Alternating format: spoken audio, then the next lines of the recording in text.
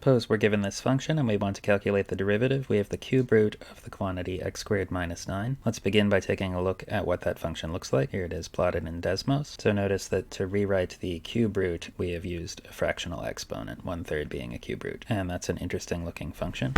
Zoom out a little bit. Very nice. So let's evaluate this derivative.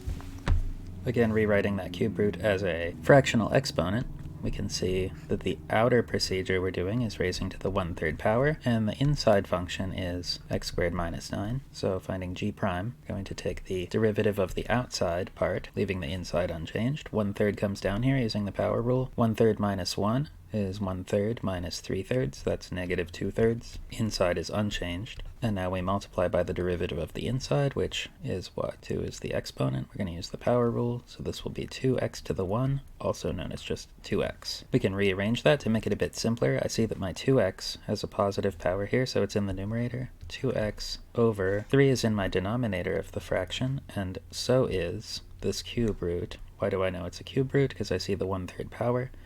And this 2 means that the quantity here is squared. So we have x squared minus 9 squared. This is equivalent to what we've written here. Let's take a look and see if this makes sense, this derivative that we found. So entering this in Desmos, we have 1/3, hitting my right arrow there, times quantity x squared minus 9, raised to the minus 2/3.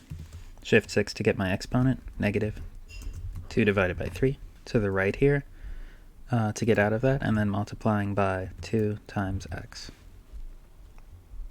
Does this make sense? Let's go full screen.